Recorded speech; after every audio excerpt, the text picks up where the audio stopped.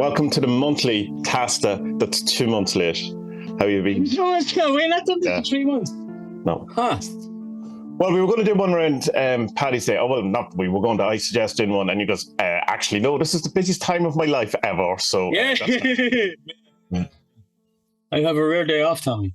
And it doesn't happen that often anymore. I don't know. Because Charlie was Sunday.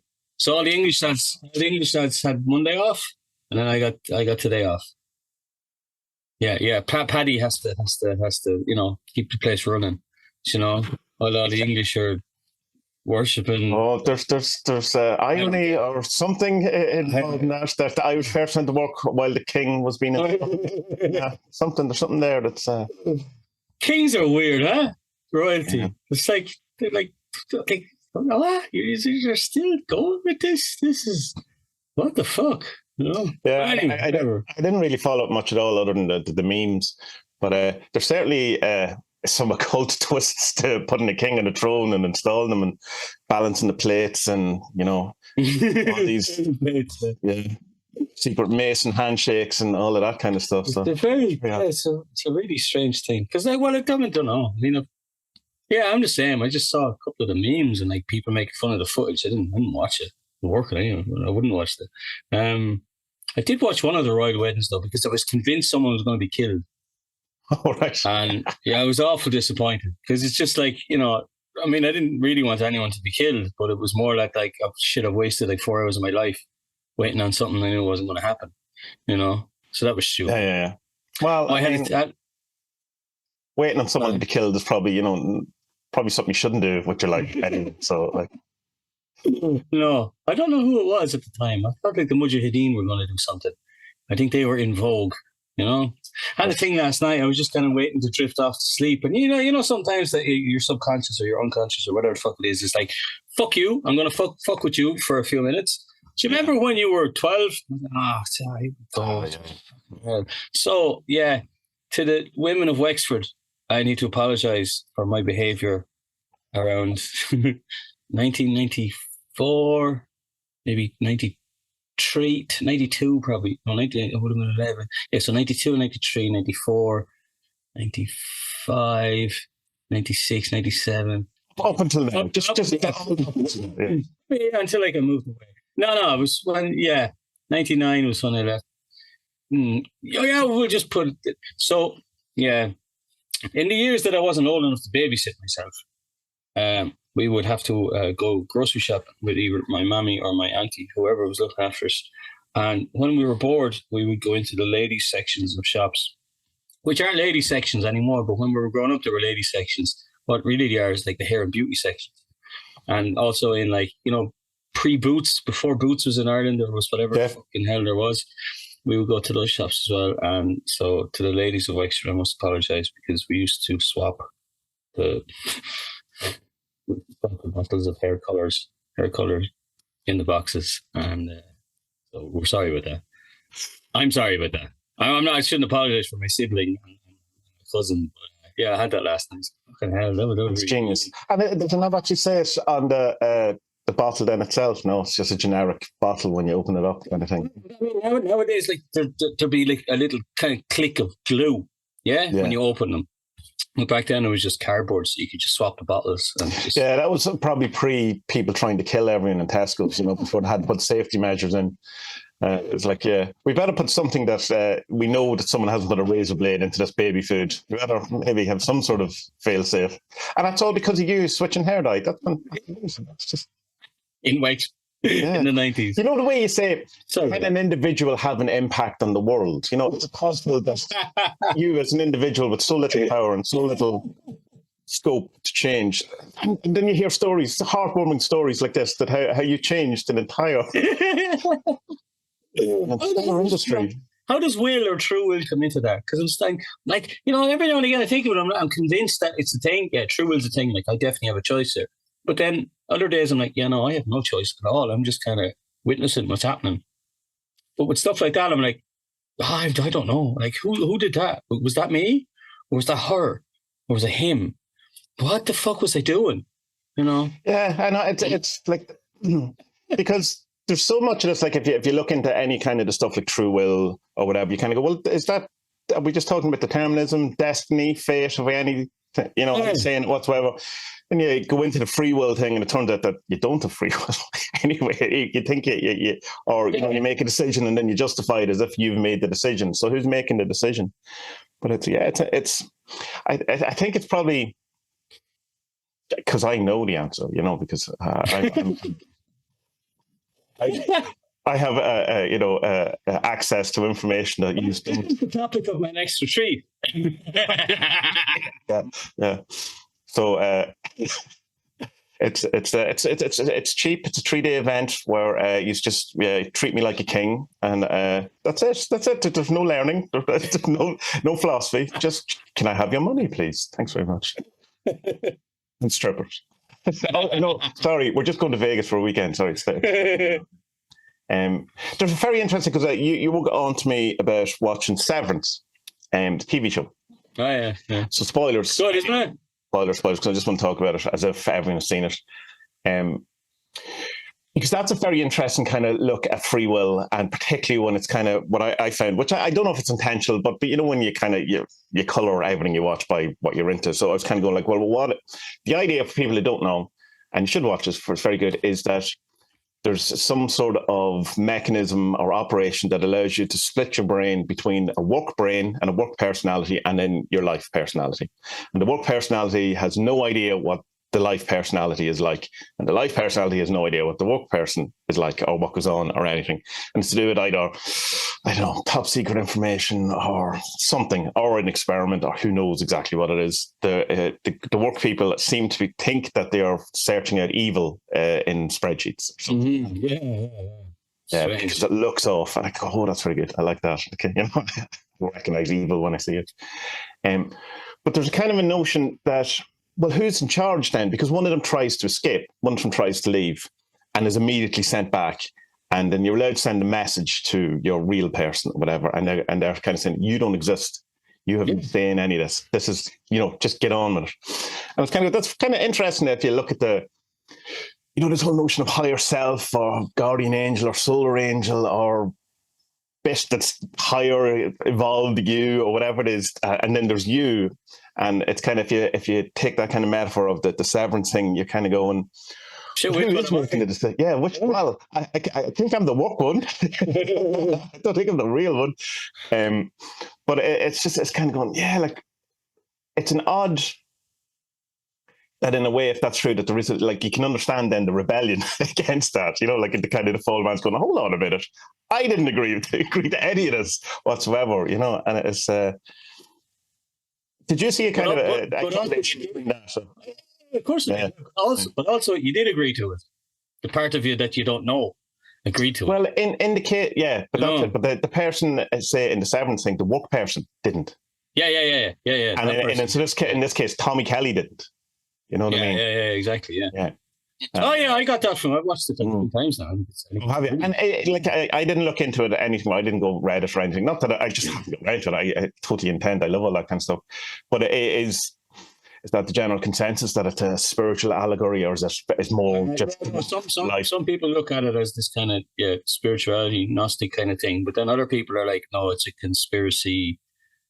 Government, they're looking for something and looking for special things. And then some people actually buy into the kind of the lore that's in it of the kind of guy with the German name, like the owner and the leader. And because there's culty vibes off it. There's big Masonic Scientology stuff. Yeah.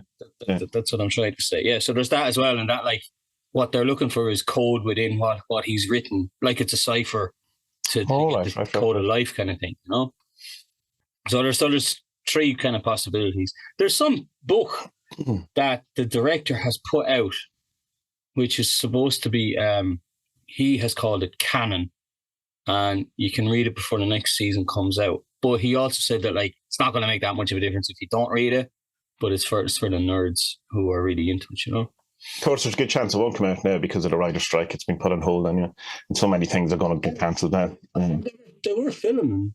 No, they announced this morning that it's put on hold. Oh, shite, really? Yeah. It came up on my feed. Because seemingly there was problems and people, going, oh, there's issues, there's arguments, whatever. And Ben Stiller, right? He's the executive producer, right? Yeah, not Adam Sandler. That kind of confusion. I know Ben Stiller, but he released a statement a couple of days ago going, no, listen, the date's always the same date. We're slow. We're trying to get it right, all that kind of stuff, and this kind of nonsense of that there's any problems. And then 2 days later, it gets shut down. So, but for different reasons. Well, it is slow anyway, because there's a lot of work in it.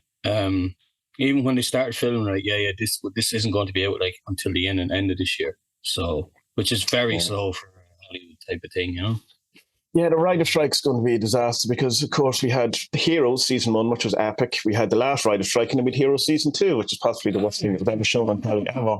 So, is that what happened to Heroes? That's exactly what happened, yeah. Oh, no. Yeah. Oh, no. Oh, that's a pity. Well, I'm glad there was another one that was recommended called Station 11. That's not renewed. That ended because it's based on a book, and they're like, we can't do more of that. That's really good, and it's look at a kind of dystopia, not dystopia, it was with dystopia, end of the world kind of thing, like a kind of COVID thing. But like the woman who wrote a good few years before any of these pandemics happened. Pandemics? There was more than one. It's many pandemic. It's really cool because she had the kind of main thing of it is it's like a traveling theater group, so like troubadours during the 60s. All right, okay. Whenever they were 1500s. Is it like Rosencrantz and Guildenstern are dead? That thing. What? Right, okay. And it has a kind of mirror to the Shakespeare one. Hamlet. Yeah. And there's the Irish fella in it that you'd recognise, and it's deadly in it. I can't think. No one ever knows his bloody name, but he's really good in it. And that's who's in. So I also will not know his name, but at least I'll know who it is. He was in, that McDonagh fellow who done the Banshees film. Yeah. He's in his first ever film with Brendan Gleeson, where Brendan Gleeson shoots a bunny and he goes on to kill himself. Have you seen that one? It's a 15-minute short, and he's on the train with Brendan Gleeson. And should I look it up here? Hold on. Yeah. Do have the internet after all, don't I? IMDb. Yeah, there is that. I'm trying to do my best though recently because I'm trying not to rely on all of these things. That if there's an actor I can't remember or there's something that I will not look it up just until I get it. But there's one song, there's a melody in my head that I can't recognize, and it's years now, and it's driving me insane.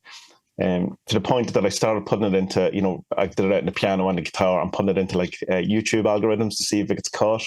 That'll take the advertising off just in private videos and stuff like that, but I can't. And then I'm thinking, yeah, but it's definitely, if it is my song, then it's not just something I've played in guitar because I can hear it like the end. It's the end piece of a piece of music that has it's like an orchestra string with kind of horns, and I have a kind of a vision of if someone. Like at the end, the band's playing, but the backing track still goes on, and the singer's sitting at the front of the stage in the back track, and there's a kind of a vibe to it as well. But I mean, I know because I like the melody, that if I did use it, then immediately I would find out what it is, and I get in a load of trouble. Maybe it's one of those Paul McCartney things where you just wake up with a song in your head, I sent it to you on Discord. His name is David Wilmot. You'll know him. You'll know his face. Right. He's one of them actors. He's a theatre actor, Oh, yeah. So he's brilliant in it. And what they do is they have this kind of... he looks so much better with a beard, doesn't he? Yeah. And there's all these kind of different characters in it, and it's all based around... two of them have this comic book that they're given just before the pandemic hits, and they're two kids, and they have completely different readings of it. One is like, looks to the future, and this other, it's great. Or it keeps her going towards a goal kind of thing, where the other kid who reads it just wants to fucking burn the world down. And it's the clash between those two. And then all the different timelines of the people involved with those people. And it's fucking brilliant, so it is. It's so good. And it's filmed in this kind of arty-farty way. It's not like a normal, whatever, HBO or whoever, Amazon kind of thing that you're watching. It's very different, and it's very smart, and it's... I must check it out. Was it on? It's on the downloads, or is it on Netflix? It's on... Yeah. Miami Dolphins. That's good. No, but what you were saying about like the way that you watch something and your experience colors it. Like when I was watching the Banshees of Inisherin, like I'm convinced that film is about the your ego and the subconscious, because Right. there's loads of scenes, or there's I think there's 2 scenes where you're in Brendan Gleeson's house, and there's all these masks on the wall, loads of them, loads of them, loads and loads. And you know, he starts off the film and he's like, he doesn't want to hang out with Padraig anymore, Colin Farrell. And Colin Farrell is this kind of happy-go-lucky, Fool. a bit dim, fool, but he's just living life. I wouldn't say on the surface, but he's living life kind of. Well, he's living it on, but he's living it on like an emotional level rather than a mental level, if you know what I mean. Like that, he's feeling the hatred. Like, yeah, so he's subconscious, right? Yeah, because it's all done on emotions or feelings. It's just done on like that. Whereas then Brendan Gleeson's like, you know what? I'm not hanging out with you anymore. You, right?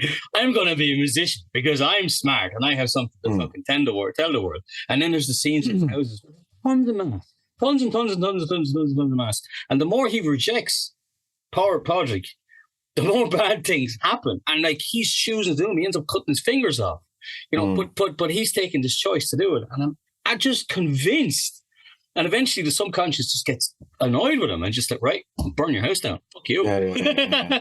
You know, there's an interesting thing though with the finger thing, because people go, "What? Why? Whatever." And like, just my kind of thing. One is that you just everything you try, you keep, you know, because things are so relentless at times that you know you have to try something drastic. So it means that, but that seems a bit. But the other thing, of course, is the loss of the hand from the hero's journey thing, which has to be a factor in it as well.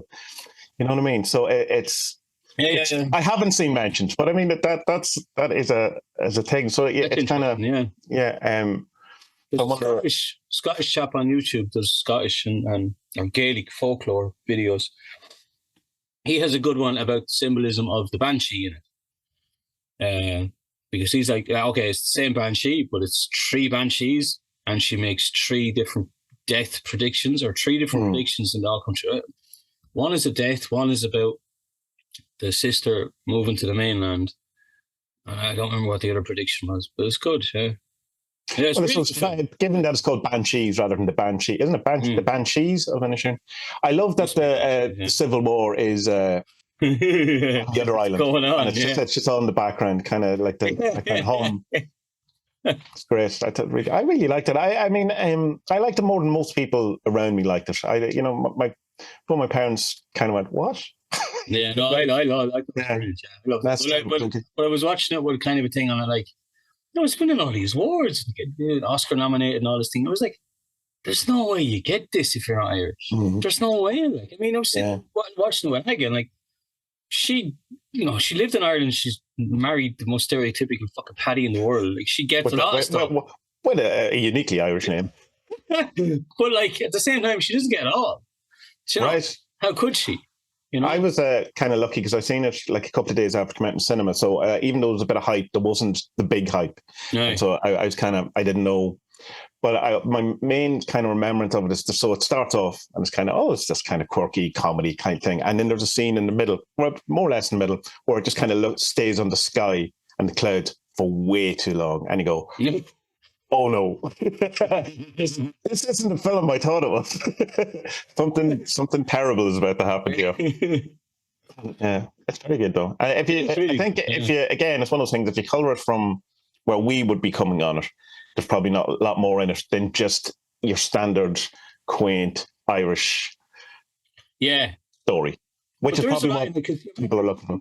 Martin McDonagh, isn't it? A lot of his stuff is kind of cerebral and about what's going on behind with the character. One thing is he's in Bruges and then he's 3 Billboards, whatever, I can never remember the name. Yeah, I haven't seen that. It's a good film. Jesus Christ. It's like, you know the way at least there's comedy in the other ones. There's no comedy at all. Like it's very good. Very good, but it's don't watch it unless you're in, at half kind of good mood. I mean, in general. That's the way to watch films, though. Like, you're in a good mood, watch a sad film. No, I know. I don't mean I mean in a kind of an overall period of your life. If you're not in a great place, don't watch it. Rather than, No, I haven't seen it. I must check it out. But shoot, I haven't seen it. Sorry. So many films. I only seen it recently myself. As my camera goes out of focus. Hi. Yeah. Yeah. And any better? Shouldn't be autofocus in it. No, that's good. I come forward and I go, hello, can you see me? This is great for audio only people. So yeah, apart from all that, like what you've been watching, how have you been? What have you been up to? We kind of used to have the TaSTA weekly check-in, but with each other, but we don't really talk as much, I suppose. What am I doing? Time. Bloody shit. I am pretty sure though we've had periods where we probably haven't talked for like 8 or 9 months in the process of knowing each other, and that hasn't made any difference to us whatsoever. Probably, yeah. Let me see. No, it's just because I changed work there a good while ago, and I got mad busy there with the World Cup, and then there was Cheltenham, and like there's times where I'm working like 9-10 days in a row kind of thing, which is mad. Right. And then on the days that I'm off, the last thing I want to do is turn on the computer. Exactly. And, you know, so like, I'm sorry, but I'm ignoring my friends because I cannot look at a computer screen. I'm even finding that I'm finding it hard to watch football lately. Even that's how much sported I am, you know. But then again, I watched football match last night that it was just 2 shit teams, but it was a great football match. There's lots of goals in it, so I don't know. And as well, like as you get older, I'm talking to my mates about this as well. That like football, it's kind of like 40 odd now, like. Even like the oldest footballers are like 10 years younger than me. It's really hard to identify with them now. Yeah, you like the guy who's in his 40s who still wants to be the pro wrestler. Is that really still holding that in a dream? Like, you know, they do these crowd shots now, and like in the English Premier League, it's mostly like guys my age and older because they're the only people that can afford tickets now because tickets are so expensive. And it's like, really, like this is your obsession. This is your thing. Football's great. An interesting insight, though, because it probably means that your whole interest in football was in some way that you seeing yourself reflected in it in some way. And now that you no longer see yourself reflected in it, you can go, well, is that what I always thought that football was for me? Some sort of vicarious way of living someone else's life or something. Like it's... You know, no. I think for me, it's always been the community of like... Right. You know, you're part of a set of fans, and you live and die by each other, kind of thing. You know, like an army kind of thing. But like, you know, let's fight because fuck that. Like, I'm not getting in a riot or anything like that. Yeah. But that's for me. But like, that's why, like, you know, that's why like when I was growing up, I was in bands. I wasn't a singer songwriter because it's the sum of all parts rather than one person. You know. Yeah. I'm a big believer in that anyway. You know what I mean? I'm not. I'm not. That's a thing I have to work on. But football is kind of like, yeah, I don't know, just kind of liking it less because it's maybe I'm just getting to that age where it's like I'm too much, or maybe it's a phase where it's like I'm too much of like a football hipster. Where I'm like, you know what, I'd rather watch like second division football because then it's fucking real and it's not like, I mean, Jesus Christ, like Man City are playing Real Madrid tonight, like. Franco's team, Real Madrid, against Qatar. All right? Yeah. Like, can both of these fuckers lose? Like, who am I supposed to hate more here? Franco's team or Qatar? I don't know. Love them equally for who they are. I understand because I used to be crazy into football, huge Man United supporter, huge, big. Never missed a game, loved the whole thing, whatever. And I remember, I've told you the story before, but it's relevant, so I'll tell again. And I was just watching, it was a European Cup final, semi-finalist, and it was one of the Madrids was playing, or one of the Milans was playing. And I was about halfway through the first half, and I go, fuck am I doing with my life? I thought, I could be doing anything other than this. And I've never watched a game of football since. Just don't care. Very strange, isn't it? It's strange, yeah. Well, there is a thing though that I do love about sportsmen, and I love those sports documentaries. Is that they all have this thing that I don't have, and that's the drive to be number one. I don't have that. I have no interest. I mean, even when like started bands, I was always in a band with my brother, when we started off, I still remember to this day, like the conversation we had was like, "Who's going to play lead guitar?" Like you. Like it was that easy for me. Is that no? Like you be number one. I have no interest in being number But one. yeah, still have a want to. I just want to be a part of it. Yeah, I just want to be a part. You know what I mean? I'll still be creative and write songs or whatever. But like, no, you do that. And like watching those like that Michael Jordan thing, fucking brilliant, or the Need for Speed, the Formula One stuff where they're talking to the main guys, and it's like this drive, like I have to be the best. For me, that's fucking fascinating because I'm like, I do not have that. Like, and I'm like, why don't I have that? Because I don't need anything to prove, or is it because I'm too my head's already too big that I don't need to prove anything to other people, or like how do you? Like when you really dig your fingers into that, there is a couple of suppose answers to that, but it's like I'm not saying this is your case, but in that kind of thing is there's an element of that if I don't try to achieve it, then I'll never know that I couldn't have had it. You know what I mean? So at least if I never try to be the best, then I can always still have potentially to be the best or whatever. There's an element of that. And what I found with me, though, around the same thing is that I did want to be the best. And what happened was I turned out that, oh, hold on, I don't have it in me to be the best. And that's so it's, it's like the obvious one, like for guitar playing or whatever, Steve Vai or Joe Satriani or whatever, that I think even if I had to put the same amount of effort that Steve Vai put into it, I'm still not going to be a Steve Vai. And there's kind of a not a disillusionment, there's kind of a shit.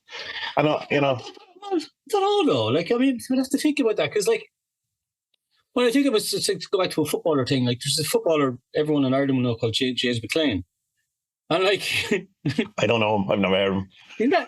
He's not particularly good, but he's just fucking tenacious and never gives up and gives everything for any team he's playing for, and particularly for Ireland.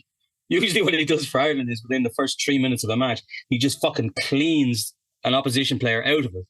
And everyone in the crowd is like, or fighting Irish kind of thing. No. But, and then after that, he just runs and runs and runs and runs and runs and runs and runs all day. And he's no Messi or Neymar or any of the best players in the world. But it's just that he just doesn't give up. So there's that element of it as well. Where it's that like, okay, so he's aiming for being the best, but like his best is never giving up. And like that, I think that's more than good enough for a lot of people. Whereas I look at him and I'm like, but like I look at him and I was like, like if I had that attitude when I was 12, 13, 14, I probably could have become a footballer or to a certain level. But then I'm like, yeah, but it would have been hell because like you're trained. Imagine me 14 years old and like on a football field for 8 days, 8 hours a day, just kicking balls and running and running and running and running. Like, playing football is fun, but Jesus, training isn't. There's no crack in training at all. Like, Did you read about a boy? Is it the same guy who wrote the one about the record top 5,000? It's the Arsenal book years ago. Yeah. Great story in that about this goalkeeper coming out and being brought on and lasted like about 10 minutes before he made an absolute tool of himself and got goals and whatever. He makes a whole big spiel of it about going like he did all that. He was picked up probably when he was 11 or 12. It's been something great. Did all the training, did the whole thing, whatever, come out. 10 minutes of his life, that over. All gone. Imagine, just didn't have it when it actually came to, or had a bad day, whatever it is. But it's kind of like, that's devastating. Or, That's funny because we published an article yesterday about someone like that. Because David De Gea at Man United's having trouble at the minute. And the article was about making fun of them, Man United re-signing this old Italian goalkeeper they had years ago, who played like 3 games, played against Liverpool, man the match, not remembered for that. He was remembered because he went down to save the ball against Southampton against Matt Letizia, and it went through his arms and through his legs and into the net. I remember that. And he never played again. That was it. Yeah. Or, the Colombian goalkeeper who let the goal in and they got shot. There's that. It shouldn't happen with that, huh? No, but I mean, that's one of those things that's so horrified that, like, what's your option here? Do I cry? Do I despair at humanity? Just let's do the Irish thing and laugh at tragedy. Let's go back to Woo. Tell us a bit about Alice Brady, because old sexy Blue Eyes has been talking about her. Yeah, what's sexy Blue Eyes' name? What's his name? Jordan Thornton.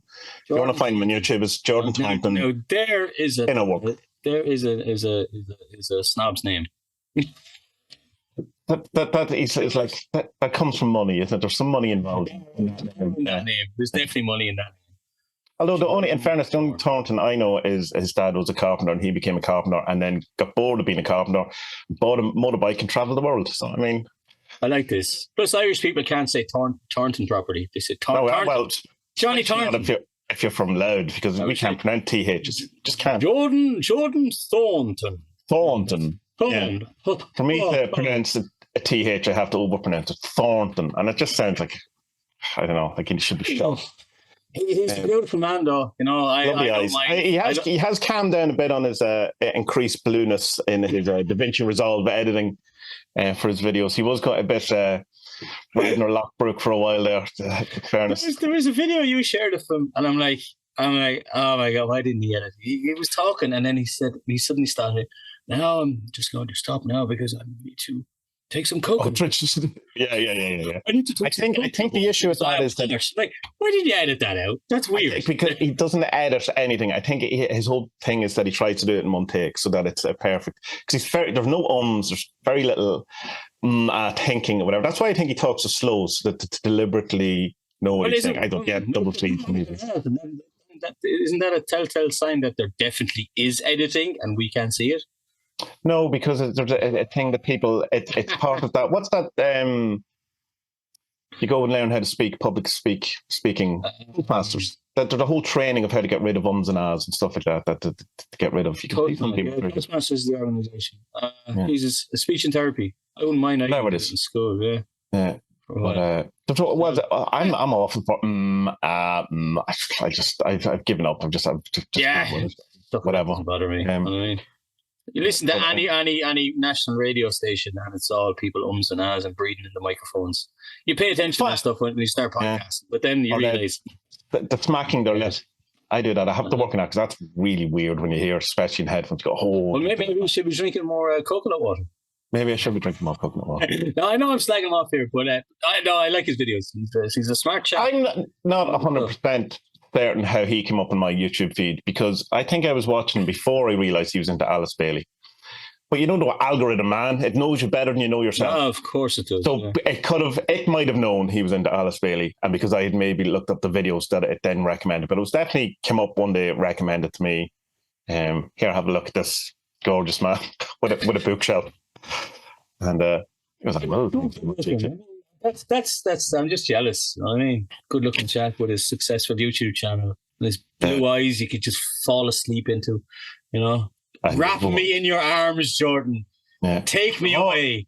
Are you spending too much time watching stuff on the internet? I have 17 books for you to read. This is Jordan. Welcome to Inner Work. There you go. Brilliant. And in the next video, I'll see you over there. It seems like we hate him. I really like him. He's fantastic. He's good. He really knows his stuff. And his book recommendations are very good as well. But yeah, he was on about Alice Brady there a while ago. Alice Bailey. Alice Brady is my local pub. Sorry. Yeah, he's big into Alice Bailey. If you look on his shelf, he has all the books. He has a shelf for them. And he does bring it up in his 100 best books or whatever. He does mention a fair bit.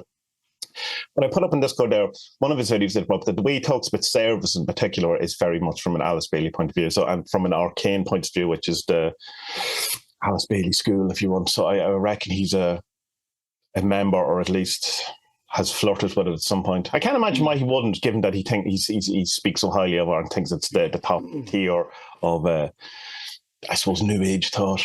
Because it's on Scribed book. It's mad at that book. I went to buy it and I'm like, that's like 100 slides and €25. Like, why is this so dear for a book that's well out of copyright? It's just a treatise on white magic. Yeah. Is that the one? Like, the hardback is about 30 quid, but like the normal one. No, it's not the hardback. Isn't it? No, I got it because I had to replace it. I got it for like 12 quid on Amazon not that long ago, something like that. I think I can't buy stuff from English Amazon now with the tax. And Book Depository course is gone. That's fantastic. Yeah, that's gone. That was Amazon anyway. So that just proved that they bought us to close it. So fair enough, at least you're being consistent. I have it on ebook if you want it anyway. I mean, No, I have it. It sounds great. I'm just speed reading it to try and get through it quickly because I have other pressing stuff for studying and stuff. But it's basically back to yoga. Yeah. Yeah. Service. Yeah. That's very insightful of you, Spud, because most people around that really don't get that, don't see it. So whatever. It's probably because that's the book you read, though, being a treatise on magic, because that's what it explains what magic as. It's particularly as it's harmlessness, service, selflessness, essentially. Yeah. But the new group of world servers is what it's been. It's this idea. Well, this is the general idea of it: is that the thing was brought in to try and, in one sense, stop the world wars, but failed. There's that if I think that it started epic fail there, Alice. around the late 30s. I think, maybe you should have started a bit earlier. And just said, right, so we'll bring in what can we do if that if we can get people all around the world working on the same kind of trying to solve the problems of humanity, but offering goodwill and lovey-dovey, all that kind of stuff. That's a very bad description of it, and it sounds very airy-fairy. There's quite concrete kind of thing of it. But the whole idea is that, well, what is the response to looking like everything's gone to shit? What is the response to that? And the response to it is that help each other and be compassionate. But also to hold the light, to say, well, hold on, there's plenty of other things about, but also it's this idea of bringing out in thought forms. And it kind of, in theosophy, thought forms can be like servitors, but in the Bailey stuff, it's not really that. It's about like bringing, an idea into the world that will change the world. And I mean, the only thing that changes the world is ideas, apart from, earthquakes. That also changes the world. But, the only thing that changes culture, let's say, even though culture doesn't exist, it's another conversation, is an idea, or, and kind of see it as more than just like a religious ideal or whatever, something that has so many rules or whatever. But it's kind of to give it's more something like hope, something that people can, but not quite as intangible. So, an actual idea, but it's to try and get everyone in the arcane school has to deal with these problems of humanity, it's called. And you have to spend time thinking about them. It's part of your meditation every day is you have a seed thought where you put out the problem of humanity, this particular one that you're working on, and you have to see what comes out of it. So it's like using group think in order to try and help. And I'm saying that you're not going to solve it, but to kind of, it's almost a bit, like the transcendental meditation thing of that. If you get 100 people in the city to meditate, that the crime rate goes down. There's kind of elements of that as well. Right. Okay. But, which I kind of like, because an awful lot of the kind of spiritual stuff that I was kind of hanging around with, even though there's a non-duality kind of stuff to it, but there's kind of embedded me as a non-dual thing. It's never really as a group thing or as humanity in the whole. Everyone's kind of non-dual at home in their bedroom, meditating separately. So, which I kind of like that the whole emphasis is on group, and to point out that it's, I don't know where the cutoff point between selflessness and self-neglect is, because it says you should be totally selfish in all your dealings. And I goes, well, practically, how does that work out? No, selfish. Selfless. And I have to eat. I have needs and wants as a personality, and I understand. You can understand it when it's for greater good, greater humanity, and you can go like, well, I can stay at home for 2 years, but whatever it is, the pandemic, that's kind of some form of, selfless group work, whatever. But when you're kind of to be selfish in all your endeavors, including your life around you. How does that work if you're, dealing with a narcissist? Do you indulge in their thing and be selfless in that? Do you, because I have found that certain times in my life when I have said I'm going to be selfless and say yes to everything, or do, particularly around work and in bands and stuff, that what happens is that you end up getting more to do, more is expected of you, and you get less thanks. So, you end up, in a sense, it's a horrible word, but I can't think of another word. It's kind of a slave to other people. I mean, it's not like that, but so that can't be good. That, you know what I mean? Like that's, so I think the notion then is of harmlessness comes in. And so harmlessness sounds like you kind of turn the other cheek, let whatever want. but it can be harmlessness can have a reaction in the moment that can seem negative, but in the long term is quite positive. It's like not giving your son ice cream because he's going to get sick. That's harmlessness, even though in the moment it feels like to him, especially, it isn't. Or not giving not being in a codependent relationship, not giving a drug addict money or whatever it is, like in that moment where you would definitely not, that seems like a harm. It's ultimately harmlessness. But I suppose who are you to judge what's harmlessness or not? So my thing is that we go back to what in the Black communications and what it said, that you have to judge all of this in the situation and not have a rule for the whole thing.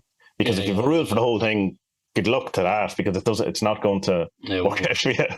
Yeah. So within the situation that you find yourself, you have to approach it from that situation. I mean, bring the past with you and your understanding and your relationships and all that. But it's if you have a rule that never help drug addicts, useless. There's times never steal. Sometimes you need to steal.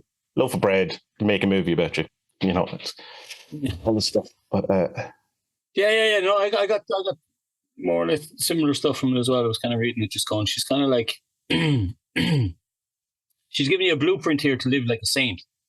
Exactly it. Yeah, because she says it's possible to be a saint, but it's less likely that you're going to be the Christ. So it's kind of a realistic approach to it in a sense. Well, I mean, ultimately, she would say that you should be. You're going towards the masterhood or whatever. But just it's like, I suppose it's a practical. She's big into it being, rather than sitting there having all this kind of knowledge and all this occult, esoteric stuff. Go like grand. There's the world, right? Yeah. Now I haven't got that far into it, but the kind of stuff that I've read about it is that it's big on service to kind of the wider community as well. Like actually like getting out there and doing stuff to help the world in tandem with kind of how you're helping yourself. No, I can make it better. That you need to go out into the community and do stuff that mirrors your progress internally. Yeah, because they're saying that the work, if you want, is your life. Like that's it. It's like that you can sit at home and you can, you're meditating on your heart chakra and and open it, because it's like your heart chakra doesn't open from sitting there concentrating on it. Your heart chakra opens from forgiving your dad, from sorting out the relationship with your bully at school, or you're the bully and you sort that out, or whatever it is. That's it's the actual doing the stuff, the living the life, and rather than just kind of, I suppose, thinking about it or having it all in theory. Or what was the word? I interrupt you there because you remind me of something. It's always the dad, isn't it, that Irish fellas have to forgive. There's a chap on Twitter. That's because our mothers are perfect. I don't think you talk about it. Put out a thing today, word of the day, and you pick whatever. And so the words were Aurorian, which sounds like something like Uvavu. Remember, what was it called? Nick Reeves and Bob Ortavor. Dove from above. Dove from above. Uri-ka-ka-ka. And then macros, I should have practiced these before I tried to do this. Macrosmatic and I can't say the third one. And the last one, smell fungus. So the first one, Aurorian, that's a very nice, pretty word. That's the colour of the dawn. That has a colour. Oh, lovely. Yeah. And then the last one, smell fungus. Someone who grumbles, finding fault in everyone and everything. Irish founders. Yeah. Couple of people I know as well, contemporaries. So, me first thing in the morning. If I haven't slept, which is most days. So that's kind of my attraction. Like, I mean, there's an awful lot of batshit stuff in the Alice Bailey and Theosophy stuff that you can kind of go, right, okay, maybe.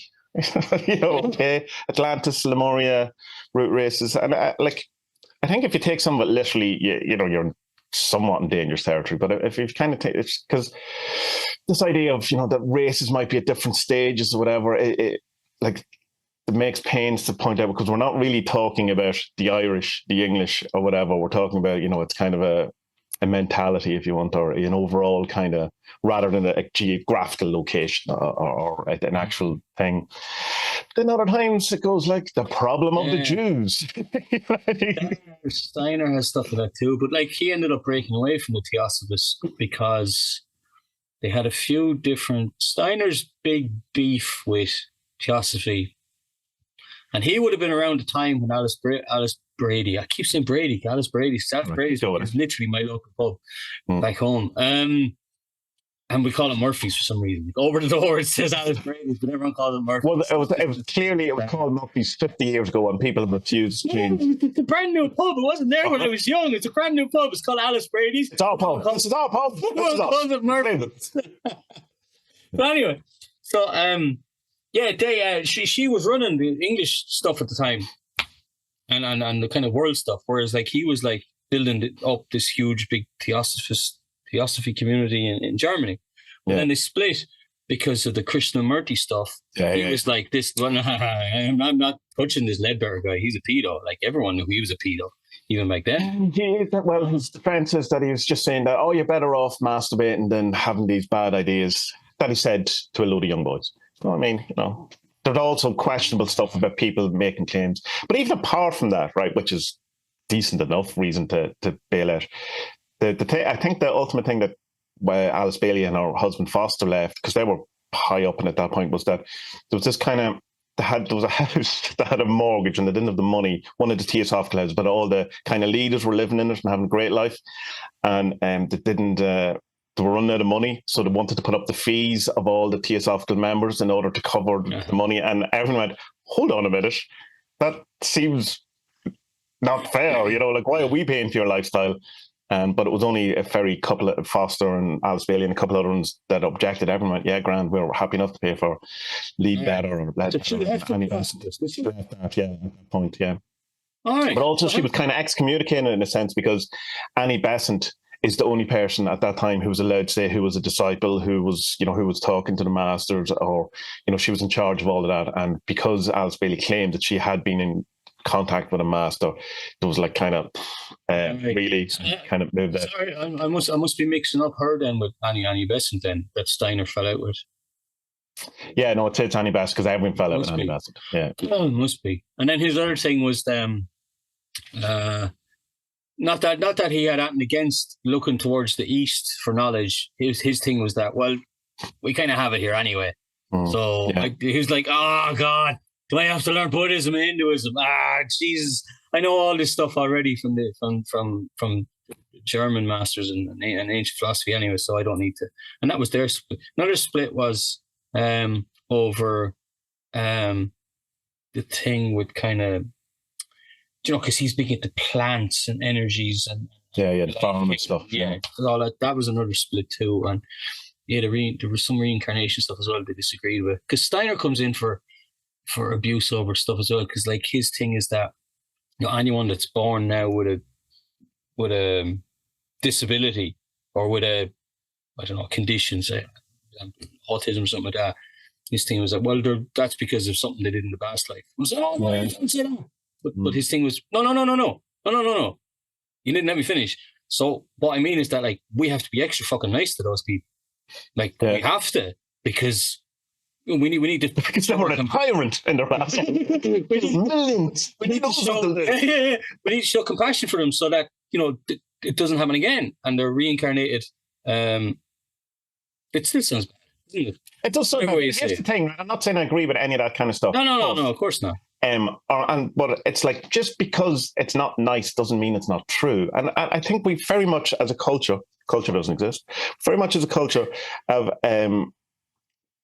got to a point where unless it's nice, then it's not true. That's, like there's, and I think, I don't know, like I'm the same. Like, I mean, I have preferences, and there's certain things that I like, especially with philosophy or with spirituality, that I've noticed that I have a preference for, rather than it's necessarily true. And it's kind of, it's difficult territory, because you kind of go, do I in some sense have to be okay with stuff that feels intolerable to me? And I suppose at some point, yes, because how do you get out of your kind of, your echo tunnel, or that kind of stuff? If you're it's like only reading people that you agree with, or all of that kind of stuff. But then how do you judge which is the stuff that you disagree with but is true, and which is the awful stuff? Because the books seem the same. There's no point in going out and buying a load of Jordan Peterson books or Poundland Peterson. What's his name? I forget his name. Peugeot. No, don't buy his books, because you're just annoying yourself. But then again, I don't know, like Douglas Yeah, Murray. that's the thing. Read Oh, Douglas Murray's books because he's not as bad as them, but he'll well, just no, but make you think. You know? he's an awful lot better of a writer for stuff. Yeah, You yeah, know? yeah, yeah. Yeah. Well, that's what. Yeah, yeah. But his books, he's a good I'm writer. okay with hanging out with the enemy in many ways. Like it's not. I don't think you should do it as a like a masochistic thing, forcing yourself to read people you can't hate. But if you're only reading stuff that agrees with you, I don't know. I find that you're not going to, how can you grow in that? You know what I mean? At least if you're exposing yourself to something that you disagree with and then you read it and you go, I still disagree with it. At least you've challenged yourself and can see the full thing rather than, because I notice sometimes some video will come up or some book or something will be recommended, but I've go, I don't even want to listen to that, man. And I was going, well, what is that? What am I afraid of there? Is it something I'm afraid of there? Or is it just, I can't stand them? But what am I trying to avoid? And if I kind of have any sort of a hint of an avoidance, then I'll watch it or read it. But if it's just, you're a twat, then, that's fine. I can't. It's whenever your man comes up, Wachter, is that his name? I don't know. 6 ways, 8 ways. Aiden Wachter, yeah. Yeah, no, but it's witchcraft for me in general. I'm just I can't stand it. I'm just like, yeah, but that's different from. I don't really mean that you're just not into something. Like, I mean, if it's more that if, like, say, the video comes up and it's Richard Dawkins says that everyone who's into meditation is an idiot, and you go, oh, good luck, and you go, no, well, there's probably something in that I just don't want to look at. Rather, you know what I mean? It's not just rather than 2 spells for prosperity, and you go, well, I'm not into magic, right? Grand, but it's not something that you're trying to avoid. It's or that you might find that there's an opinion or he might have a valid point that you don't want to hear. Yeah. But like witchcraft might have a valid point for me that I just don't want to look at. I know, but so might Zoroastrianism. So you know what I mean? You have to, which is why I suppose you have to follow the clues. You have to follow things that you can move. But like, I think if you were into it, like, I mean, I'm sure you have an understanding of witchcraft, like in some way. I mean, so it's not as if you've avoided the subject. You've looked at it, man. It's grand. No. Yeah, work away, lads. Not for me. Yeah, and I mean, it's grand. It's not from work away. But I mean, I wouldn't think I honestly don't care. It's like I like some of it. I like the aesthetics of it. I like the idea, but I like of this kind of edge of town village wise woman kind of wise man. Yeah, cool. But that's not how it looks in reality. I've been to Glastonbury. I know how it looks in reality. It's not bad. It's capitalism. That's what it is. Dressed in a goth attire, Well, so much of it, and it is like, it's reconstruction. I mean, all of Wicca is reconstruction, but like that doesn't mean it's not valid. Like the Necronomicon is totally made up. So it doesn't matter, in one way. From a cave magic point of view, everything's made up. Everything is made up. Everything is made up if you just search back far enough. I was putting the wee man to sleep last night, and he was just kind of drifting in and out. And he just turned around to me, and he said, "I don't know what." He goes, "Daddy, is anything real?" But we, like, in fairness, we were talking earlier on about ghosts. I said they're not real, and Bigfoot's not real, and all that.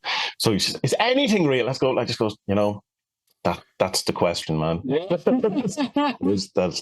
big one. We won't sleep for 3 weeks. He'd be horrified. He's scared of everything.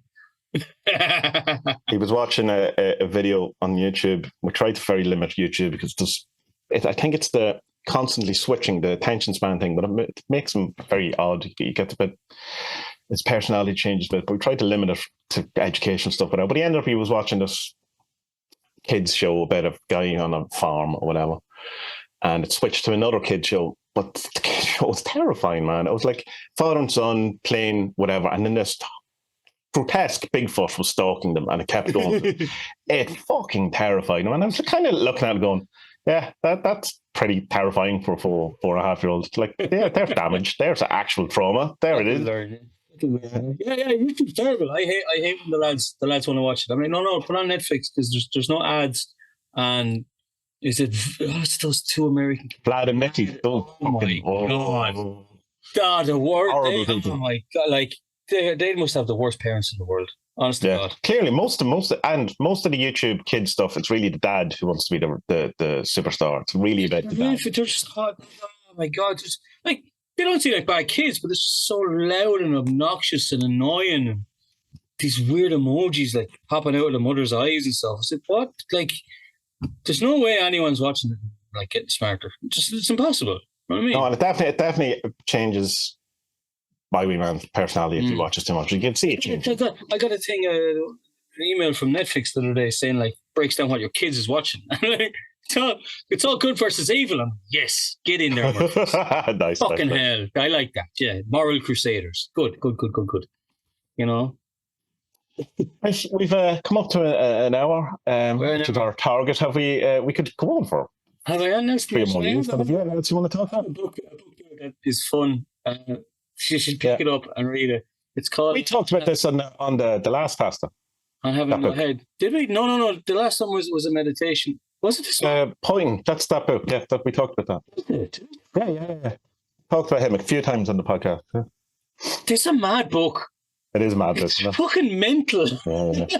It's like, what? Like, you read it, you're like, yeah, I don't have a head. I don't have a head. Yeah. I don't have a head. I don't have ears. Yeah. I don't have... I'm an empty space. Fuck, I'm not here. Yeah. What? Shit, what's behind me if I'm not here? What? It's bonkers. It's brilliant. Sorry. For audio only people, it's Douglas Harding on Having No Head. It's one of David Bowie's top 100 books. That's right. Yeah.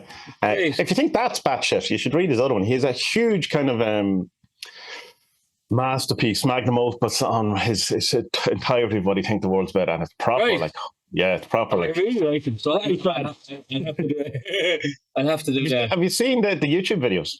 He's a cool dude. Like, no, definitely. I've seen a couple of interviews with him and stuff. What else, my guy? And then there's a guy called Richard Lang who kind of was a student, and he's done a number of talks and videos and stuff. But yeah, but that thing where you point, and then you point your head, and then you realize that I'm not there. You point back at yourself. It's like, yeah, that doesn't exist. And then you realize that it's everything is there. Everything is there. Your finger is like all of eternity.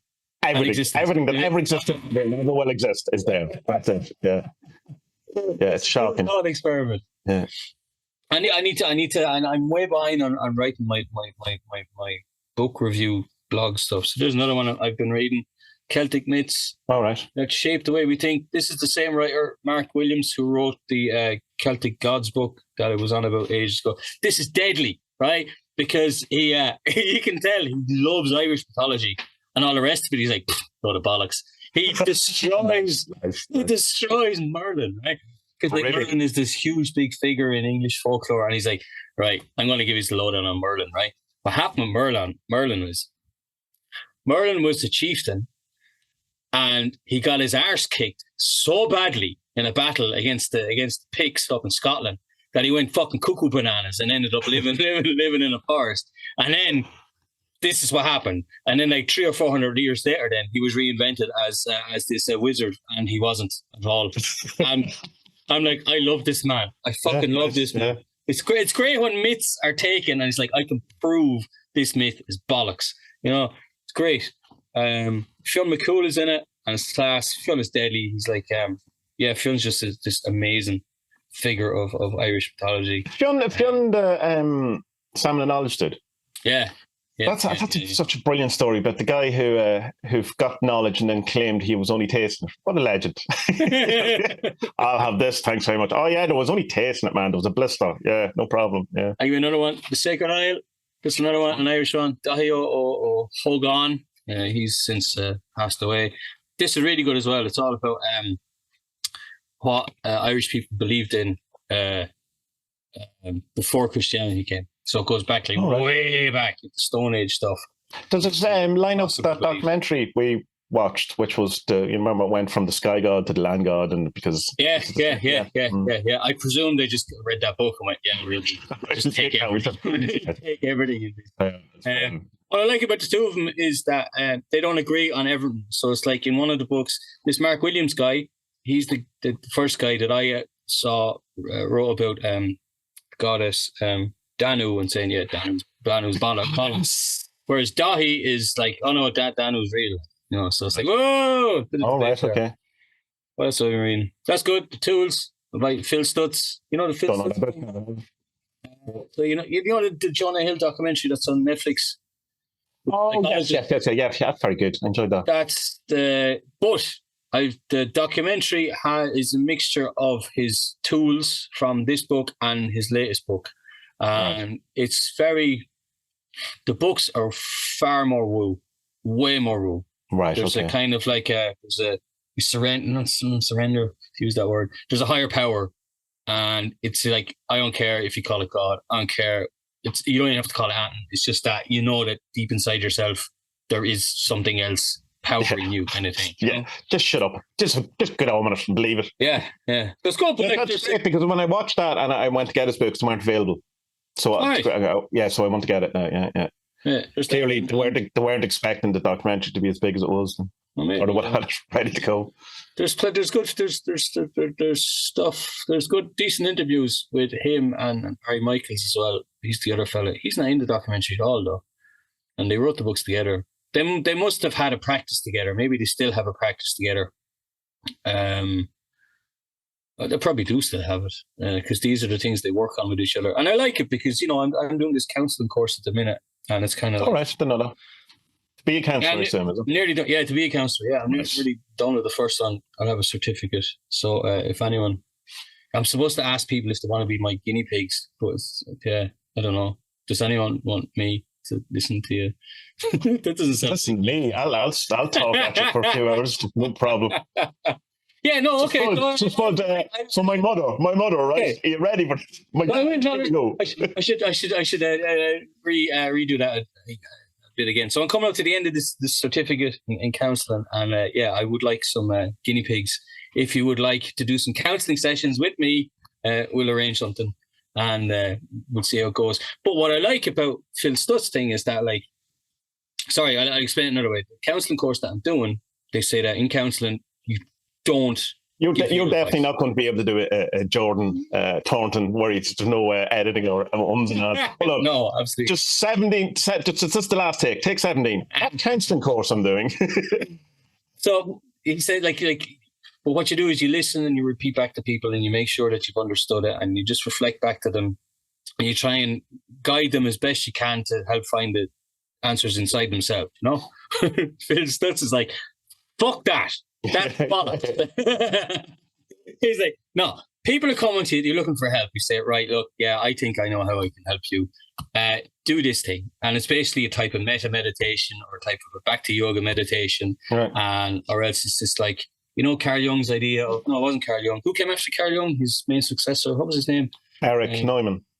Yeah, well, Neumann had this, I think it's him. I think he had this idea of the opposite of the shadow. It was the golden shadow. So it's that's the other guy.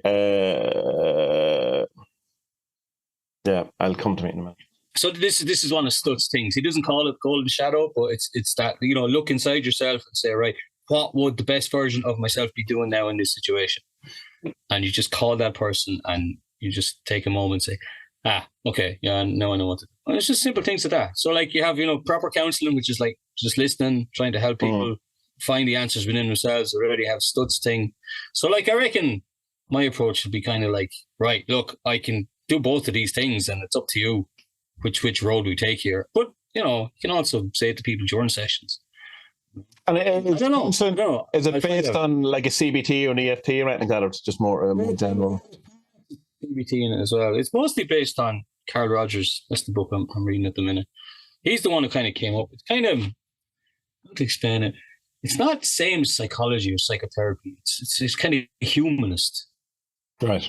Psychology. It's kind of like, look, there's a big thing in it where it's like, someone might come to you and they're schizophrenic or they're autistic or they have, what's the attention deficit? What's it called? ADHD.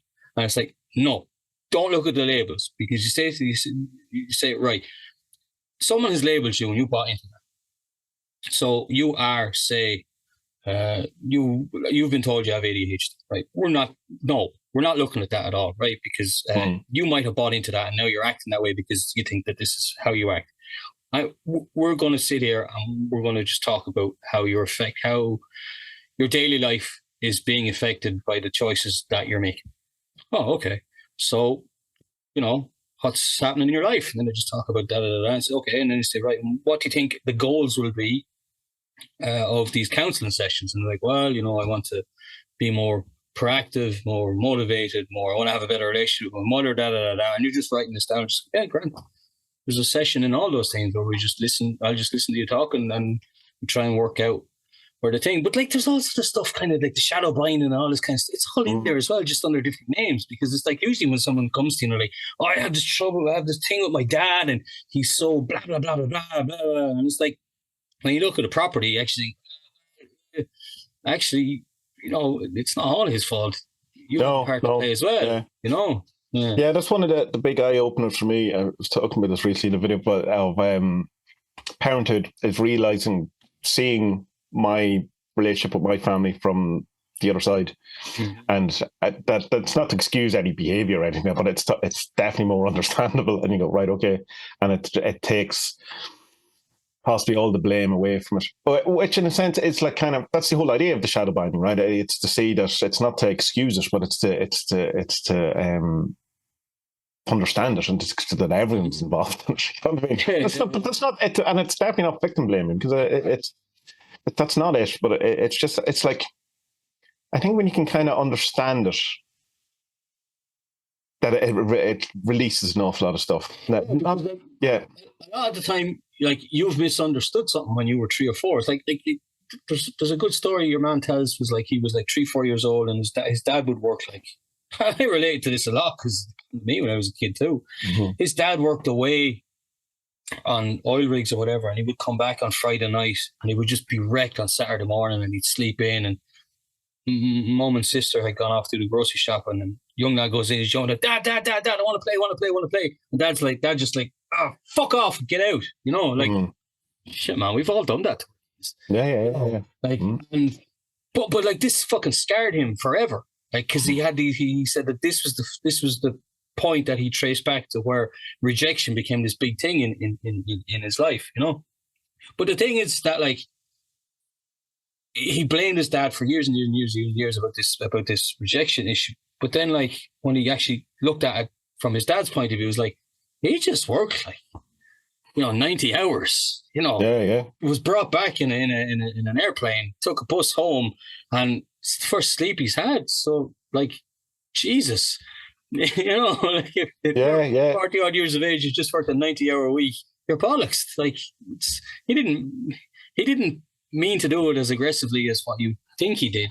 Well, that's it. Well, maybe he did, but it's like it's not to excuse that shouting at the kid bit, but it's like, oh right, well it's more complicated than that. Yeah. Oh, yeah, of course. Look, the dad was wrong to shout "fuck off" at his 4-year-old. Yeah, of course. But it's totally understandable. It's totally understandable. I know why he did it. Like, yeah.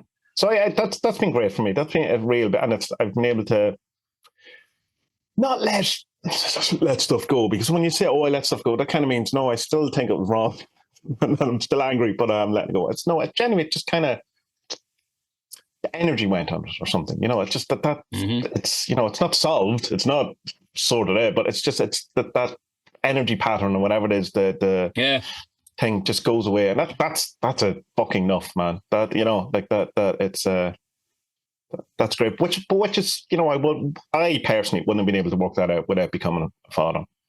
I'm not saying it's not, because some people have worked it out without becoming father. I don't think it's a necessity, but it's, I suppose, in the recapitulation of your life, there is a way to look at it again, which is why, I suppose, if we're to believe this, which I think it's true, though, that the situations reappear all the time. It's so in order to kind of see it again from a different point of view or whatever. Sometimes it just seems to be the same point of view. There's something I'm not quite getting. But that's great, man. I didn't know you were doing the counselling thing about it. This is what happens when work and life and stuff gets in the way. And yeah. Brilliant. Hello. And what led to time? What the hell? You're probably doing it 3 years, 20 years? Oh, God, no. It's only a few months kind of thing. Well, it's his first certificate, and then there is a diploma to be done after it. But, like, counselling's a weird one, because you can just kind of set up a counselling thing pretty much anywhere in the world. You don't really need anything for it. I think they've changed that in Ireland, though. I don't think it's quite But Because they even brought in, they used to be, anyone could be a hairdresser. They've changed that as well. No, you need actual qualifications. Right. So, yeah, no, I want to know as a lot about it as I can. Because, like, I just feel it like, it's to bring it back to the Alice Bailey thing. It's just, I just want to help people. You know what I mean? I can help people. I can help people based on what I've been through. I know I can. You know what I mean? Yeah. Service. Yeah, service. Yeah, I want to help people. You know what I mean? As well, I want to get out of the industry. I mean, Jesus Christ. I've worked in the alcohol industry for how long? Gambling industry now. I mean, I may as well just open a brothel and be done with the vices. You know what I mean? Like, my karma's fucked.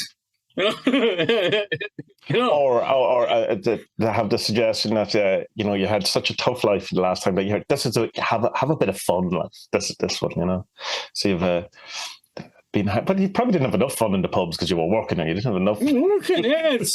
I mean, it's just like I look back now. It's Jesus Christ. Like we were giving alcoholics drink. I don't mean people just coming in on Friday and Saturday nights. I was giving alcohol to alcoholics every single day that I was working. And I'm like, that's horrible. Why was I doing that? That's a shit fucking thing to do. Shit keeps you awake at night. It's awful. Just feeling guilty about badness that I've put into the world just because I was doing a job. That's fucked up. At least now I'm not making people gamble, but it's more like, well, it's sports writing, I suppose, rather than gambling, but still, gamblers are paying my wages, which is a weird one. It's interesting though that that's recapitulating for you again, or coming back around again or whatever. That when you look at it, what do you think it is? Is it a kind of a way to become okay with personal responsibility, say, or is it to actually could be both, to look at harm that's caused by doing just your life? Or where are you with it? Like what's the lesson I'm saying in those two situations, being that they're play on your mind and are obviously significant? I think the lesson is we don't really appreciate how much harm we're doing in the world just by doing the things that we do. Right. I think that's what it is. I don't want to do those things anymore. I've stopped drinking, man. I've stopped drinking. I've stopped eating meat. I'm drinking 1 cup of tea a day to get caffeine down. Trying to have as little sugar. I've enough. Do you know what I mean? Like it's the George Harrison thing. You've one chance here, so fucking make it as good as you can. Yeah. That's why the Alice Bailey thing is. I think I'm liking it because it's like, this is how you do it, right? Right, this is how you do it. Yeah. This is it. Cool. Okay, yeah, I can buy into it now. But maybe I had to take this journey, man, to get here. It's like remember the documentary in Yogananda we watched where the American guy or the big business guy came in and goes, I can still eat pizza and have sex and drink. You can do all of that. All of that. You won't want to. Yeah. Interesting. Yeah. Good point. Mm. Right then, we'll fuck off. Yeah, so that's TaSTA. We'll see you in 6 months or 2 years. Could be a week. Whenever. Who knows? It's funny. It's about me. Finish up with something about you. How's your new cards going? I love the new travel ones. They're deadly. Yeah, how big are they? Like them to. How big are they? So that's standard deck. Yeah. Mini deck. All right. They're lovely, yeah. A nice round. Uh-huh. Well, you can't see because it won't focus. Yeah, people seem to like them. Yeah, the Nadana deck should be out in that's the one with Duncan Barford should be out this month. That's the plan. Duncan just wanted to have his own copy, so we're going to do a podcast type thing and go through them all and stuff like that. Right. So, how many cards are there? 20, is it? 26. 26. And it's going to be used in a therapeutic kind of way. And they say it can be used both. It can be used as a divination and as meditative contemplative thing. Right. So you get to it in sequence, because in and out kind of thing. There and back again, as Bilbo would say. But also as a divination. Yes, and worked out the divination stuff's quite good. I've been using it a lot. I'm familiar with it, myself, and it's quite. It has a very different flavour than the 47s, which is good because you wouldn't want the oracle to have the same voice if you want. It has a different voice, yeah. which is good. But I'd be interested to see what people think of it because it's like whatever. It's like I started on it, I think, like the beginning of November, whatever. Not last year, the year before. So it's been a while getting on it.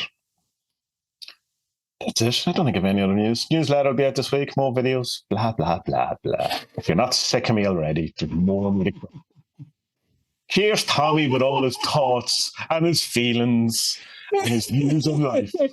Here we go. Ram down your throat. Yeah. You know, you're like the opposite, you're the complete opposite of the other kind of occultists, influencers as well. Sorry to call you an influencer.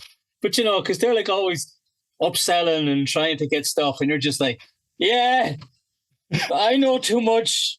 Yeah. Come to the darkness. Come over here. Yeah. But so, have to. It's a selfless harmlessness, truth, kindness. It's just being honest, man. Just be honest. The honest occultist or something like that. Oh shit, that's a great name. Fuck yeah. That's it. Rebranding. Everything's been rebranded. New t-shirts, sales. Yeah. Oh yeah, t-shirt. Buy fucking t-shirts. Oh, there's there you go. Buy t-shirts. Oh, link description. You have to get me the books, link descriptions. You have to get your counselling links that you want people and anything else, and send them over to me. And all of the things we talked about will be in the show description. Right. Apart from the bit I forget about. So just find me on Tommie's Discord. It's the easiest thing to do. That's the show description. Yeah. Right. Thanks, Tommie. Take it easy, man.